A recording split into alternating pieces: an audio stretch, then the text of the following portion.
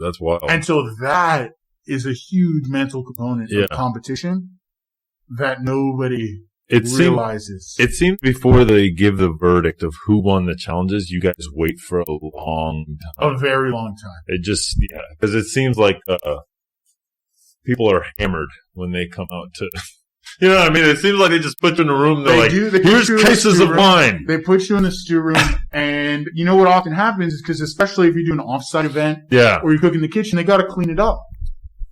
And so they got to clean, they got to reposition the cameras. People need to take their eating break. And so there's just a long downtime.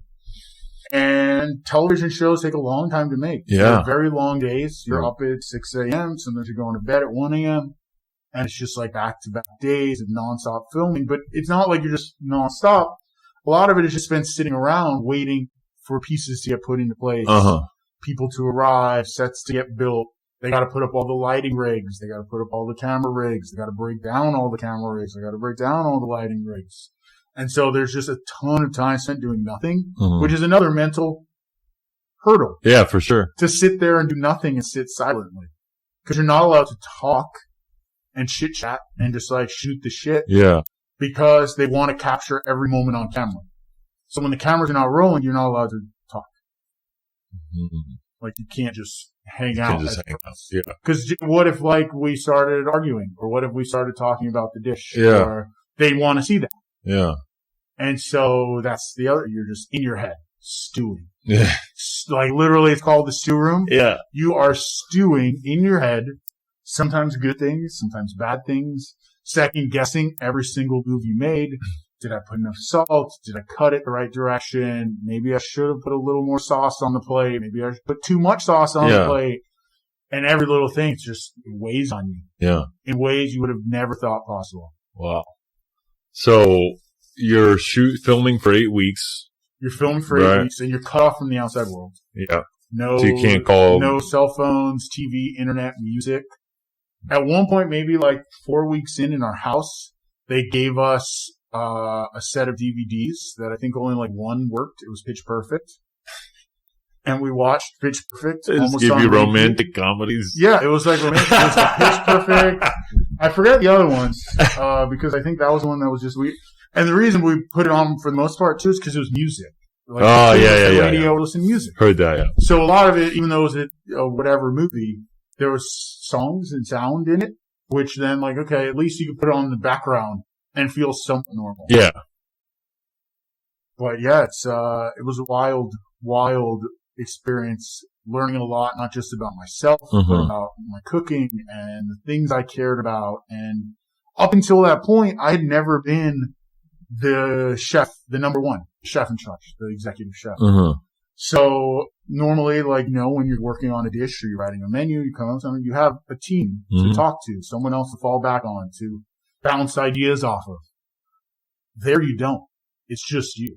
And I had never been just me before. Yeah. So that taught me a lot about myself, like what mattered to me most, the choices and things I had to edit and cut and make kind of like, you don't have time to do everything you want.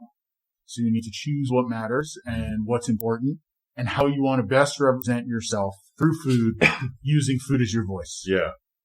Whoa. So, how long did you make it? The first, that was season 15, the first time I did it. Spoiler alert. Okay. I made it to the final 3, which I was ecstatic about. Super excited. I realized at that time I did the worst dish of the day. So that, I wasn't like surprised to be going home. Gotcha. I knew I had screwed up. Yeah. But then I got to come back and cook the finale meal with Joe Flam. Oh, cool. And help him win. Yeah. And so, like, we were already good friends at that point. We became best friends at that point. Yeah. And it almost felt as good as winning. Sure, I didn't get $100,000. Yeah. But I felt like I did. Yeah. I mean, that's awesome. And then, where did you, after Top Chef, you go back to LA? I was back in LA, and at this point, I was back working for the Mina Group. Okay. Helping them open a restaurant in LA. It was like a California Italian concept. Heard that. And I didn't know much about LA at all, if anything. I was very optimistic in the sense of like, oh, new city, it's California. everything about San Francisco, but LA. Mm-hmm. I guess I was naive in that sense. LA is very different. Yeah, for sure. Yeah. It's its own place. It's its own thing.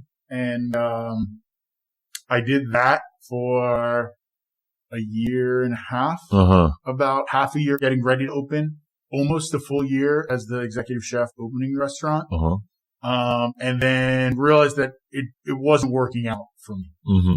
And we had different visions and goals and priorities. I heard that. And so we kind of we went our opposite ways. And where did you go from there? From there, I had the wave of Top Chef. Okay. And I was still coming off the top of the crest of this wave. And I wasn't getting the opportunity to pursue that at the restaurant. And I wanted to not let it pass me by. What kind of wave is that? Is it like special guest dinners and things like dinners, that? Invites to do things, opportunities to be on shows or commercials or branded things. Yeah. Kind of like people were just reaching out to me wanting to do more things with Joe Sasto. Why not, baby? And I was locked down at the restaurant. Yeah. I couldn't.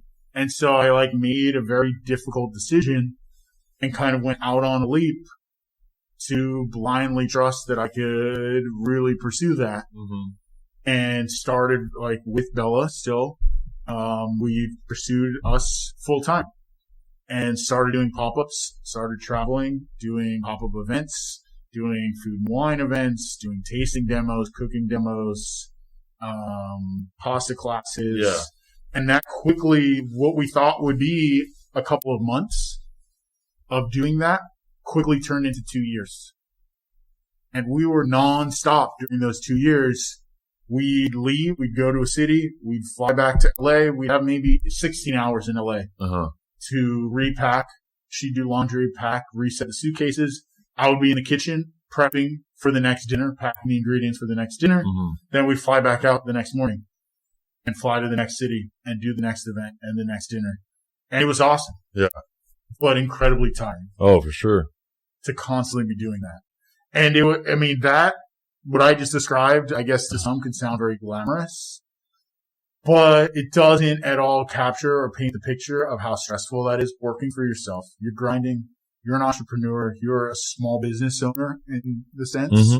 And you don't necessarily know where your next paycheck is coming from. You don't know if maybe you can cover the rent or what the next month looks like. Yeah. You're very much just investing in yourself, hoping that it'll continue to come and grow, almost like a snowball, getting bigger and bigger and bigger. But nobody necessarily talks about that aspect of entrepreneurship or owning a small business or working for yourself.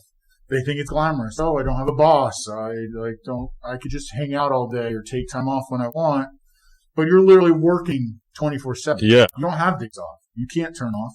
If you turn off, that's opportunities then you're losing to do something, to put yourself out there, to make more income, to build your brand. And so we were investing in ourselves, doing this full time, just going. And then March 13th, 2020 hit. Yeah. And COVID. That was, everything got canceled. Just stopped. So what did you do then? So that, we didn't know what was going to happen. No one did. Yeah. We were mid-trip. We were actually scouting a space where I was going to consult for a project in Kentucky. Okay. So I was in Kentucky as the world started closing. Yeah. And we were like, we got to get out of here. This seems really serious. Yeah. Cut our trip early, went to the airport. Luckily at the time, it was the only time I think I've seen airlines be accommodating. Yeah. They were like, oh yeah, you got to get home. No change fees, no airfare differences. Get on the next plane, go home. Mm-hmm. And I was like, well, this must be for real. Real. Because no one is trying to nickel and dime you for changing your flight or getting on an extra seat. And so we got back to LA, things locked up, shut down. As we all know, the world, came almost to a halt. And we weren't sure necessarily what to do other than cook. And so I just kept cooking. And I would just cook food that made me happy, that brought us both comfort. Yeah. And I was making comfort food at home and documenting it on my phone and posting it on Instagram. And I think that was another one of those then turning points. I was already on Instagram. It wasn't like I picked my phone for the first time. And I would like post on Instagram our travels and journeys, but I wasn't like people following me necessarily for that or recreating anything I made. Yeah. They were just, I had a small following of people wanting to see what I was doing. And mostly were friends and colleagues and people like that. But then through that first month, I would post, chicken noodle soup and ribs and cornbread or just random things I was making at home, tacos and tortillas, things I wanted to eat, posting about them. And it was blowing up. People were dumping on the bandwagon. I think everybody was looking for comfort. They were looking for familiarity. They were looking for almost like an escape of the constant information of like, no one knows what's going to happen. Yeah. Different stories from the media. Like, is this serious? Is this not serious? Can you go outside? Can you not, everything. And so people kind of latched on to the fact that I was cooking. My account grew significantly. Yeah. Within that first month. And I was like, okay, this is great. Like, let's just keep cooking. Yeah. And then slowly, like, brand offers started coming in. Like, hey, can you make a recipe for us? Hey, can you post about this? And at the same time, Chef's Feed, which is like a chef media company sort of thing, they reached out and they were like, well, we normally have a ticketing platform to host pop-ups. Obviously, you're not doing pop-ups and no one's doing pop-ups, but we still want to use this new platform we just built for selling tickets. Have you ever thought about doing virtual cooking classes? People are really into cooking right now. And I was like, I've actually never thought about doing that virtually. What would that look like? How does that work? I never used YouTube. And I had to it was a very quick learning curve on how to do everything and set up and do all this electronic kind of tech stuff. And I wasn't new to tech necessarily. I grew up around computers and tech. So I was it wasn't, oh my gosh, what is this? Cord. And so I did a cooking class and it just blew up. And then I did another one and realized people were really into it. People wanted to hear what I had to teach. And I was really good at teaching. I was really good at engaging people. I was really good at talking about it. And I realized it was someone took the time to explain all these things to me, or otherwise I wouldn't have been where I'm at. So now I feel fortunate and grateful enough to be in a position where I get to spend my time teaching someone else all those things. And even if it's not a cook in the restaurant, it's someone at home, still a cook. It's someone that loves food and wants to cook.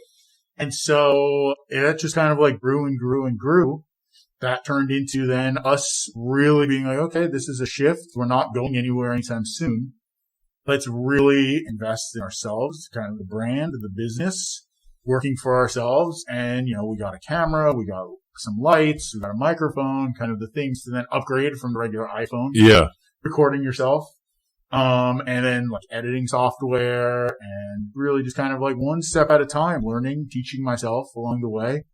And then with Bella being kind of the creative inspiration and mind behind everything. Yeah. And then me just executing, we became a really good team at that and very good at doing everything digitally. So now we have this brand that creates content, that does recipe development, that works with brands. We have a lot of things behind the scenes people don't see that we work on in addition to what people see on Instagram. And we're just so grateful and thankful for that opportunity, where at the same time we're seeing so many of our friends and colleagues the entire year closing their restaurants, losing jobs, having to lay people off. And it's just heartbreaking. So at the same time, we're okay, now we have this platform. How can we help others? How can we do things? So, some classes we started doing for charity. Started trying to raise money for Northern California wildfires, raising charity for the NAACP, and kind of, if you have a platform, why would you not want to use it? Okay. Otherwise, what's the point if you're not going to then try to help other people that don't? You got to give back. You got to give back. Otherwise, you're just you're selfish, or I don't know. It's if you're worried about people leaving you because you say something or you stand up for something you believe in, then either one, you don't believe in it, then that could be a problem in itself. Yeah. Or two, you don't need those people anyway. Exactly. Why would you want people, surround yourself with people who don't share the same beliefs as you? Very true. That's, that's fake. I don't know. Yeah. For lack of a better word. So, it became a it became a really big, great thing, and now we're continuing to capitalize kind on of grow it. Yeah. Grow it. Do you see yourself going back to a restaurant? You know, it's interesting you say that. I thought a lot